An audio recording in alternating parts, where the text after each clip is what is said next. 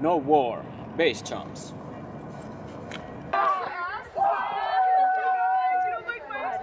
There is always fear. I think if we didn't have that fear, then we shouldn't do it anymore, because then it could be really dangerous.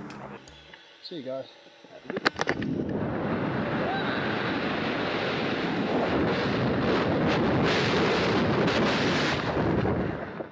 I mean, base jumping is dangerous, you know, and one of the reasons we do it is because it's dangerous. Oh, nervous, this is a good thing. Oh, nervous, this is a good thing. Oh, nervous, this is a good thing. I love it. Verjetno je to želja po letenju, sploh v naravi, kjer si blizu skal, teh stene, v prostem padu kontroliraš svoje telo, letiš in to je, mislim, da je tista ta prava.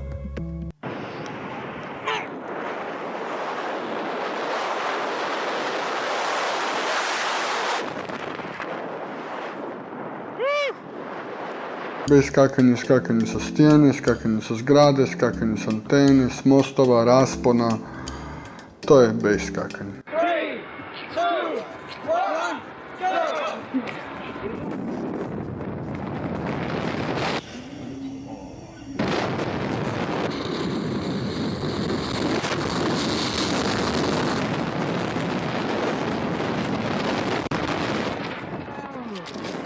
I mean, people are scared to death of falling.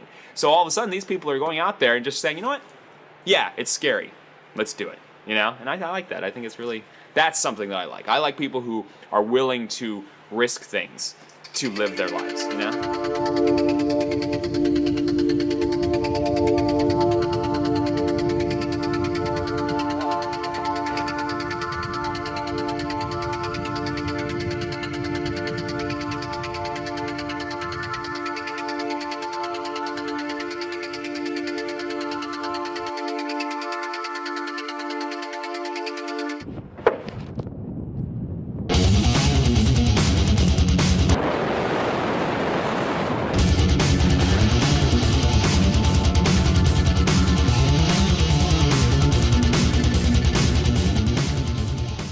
To je bio bakar, 256 metara, 5 sekundi, track, pull, soft land, easy jump. Yep, oh, that panic sucks. Moj prvi base skok je bio u 10. mjesecu 98. godine. Prvi skok je bio napravljen u Italiji. Tamo sam otišao sa svojim kolegom Stanetom Kranjcom, Slovencem, isto zaljubljenikom u zrakoplovstvo. U sve grane zrakoplovstva, jer on je nevjerojatan. Oh, Stan is a genius. O, voda!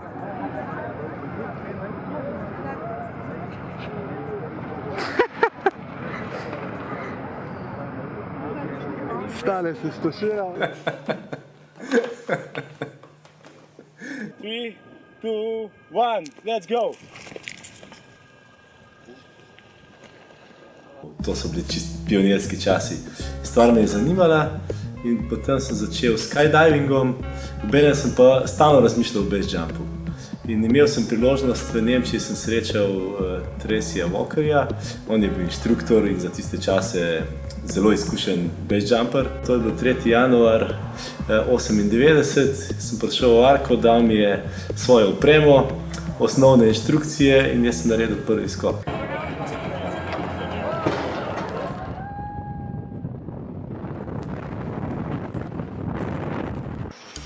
Actually, I wanted base jump long before I skydived. I actually never wanted to skydive. I had no interest in skydiving, period. I really didn't want to do it. And it was actually quite irritating that I had to.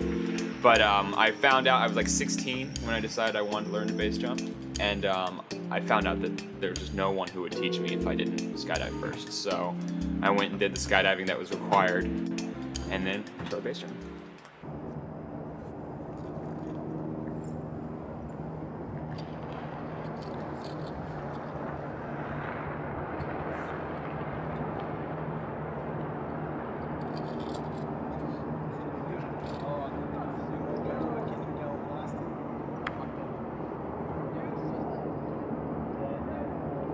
Da, nekakvo pravilo kaže da čovjek treba imati minimalno 200 skokova da bi počeo sa base skokovima. Well, having skydiving experience is definitely a must. So the more jumps you can have before that, the better you are.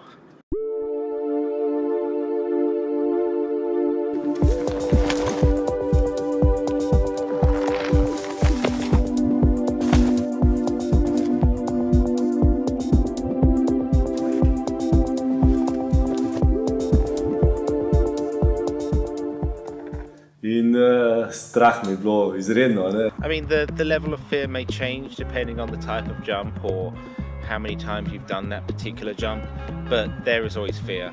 It's the most frightening thing I've ever done in my life.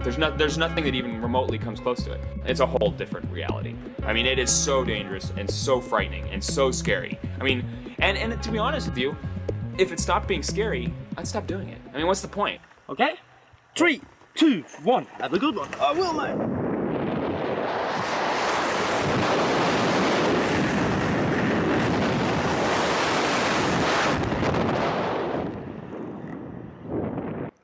Da, to je opet jedan svijet za sebe, različit od padobranstva. Base jumperi se na neki način isto tako dijele među sobom, postoje grupe koje zajedno skaču, tako i ja imam nekakvu svoju grupicu, 5, 6, 7 ljudi s kojima najviše volim ići na skakanje, jer se naprosto najbolje razumijemo i nema nekakve unutrašnje napetosti ili nervoze, nego vlada jedno povjerenje svih za sve. There you go, now. Oh, awesome.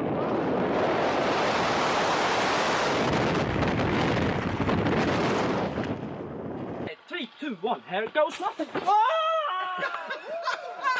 Go.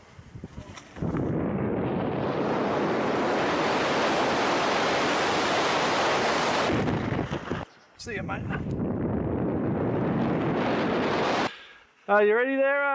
You're looking good. Okay.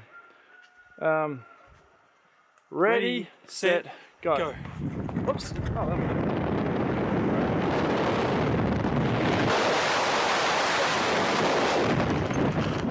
Ima mjesta za pogrešku,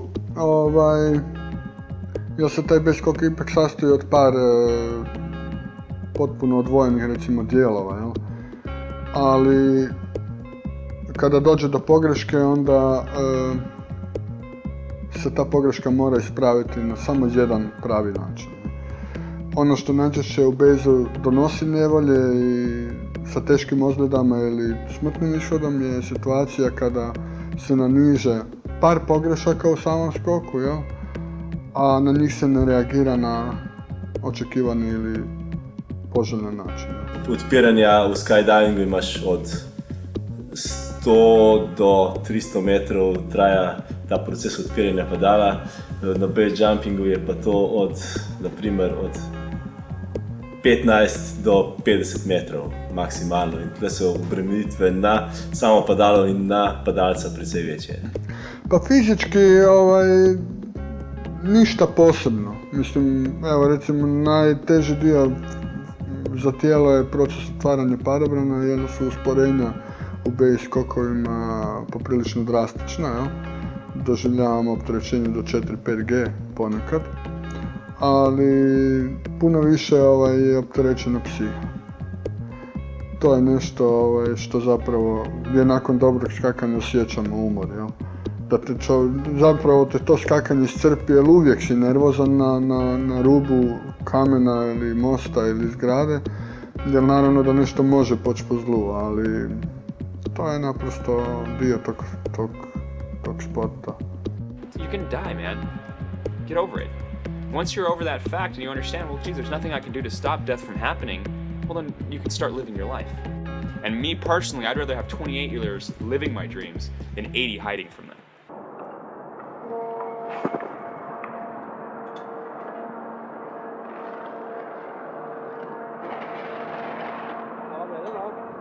Skakao sam dosta, ali sad to što je to puno, kada bi recimo se uspoređivao sa nekim base jumperima u Njemačkoj ili Americi ili Australiji, skakao sam vrlo malo.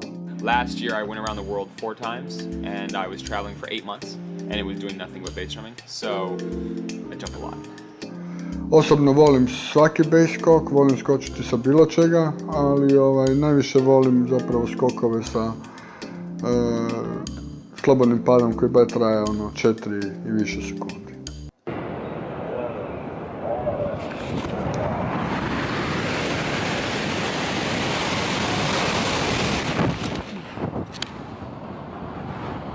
Uživam u tebe, ne? Res. It's a combination, really. I mean, you get to see the world from a perspective that few people get to see, and that's an incredible feeling. To me, it's more about pushing boundaries and doing things that other people believe impossible.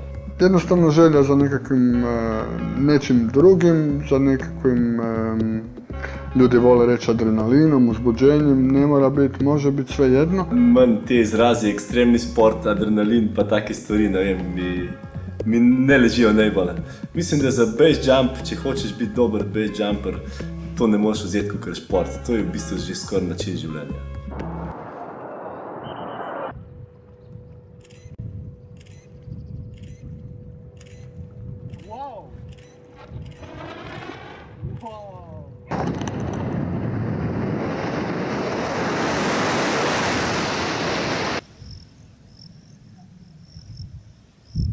Let's do it, mate. Forward. 1, 2.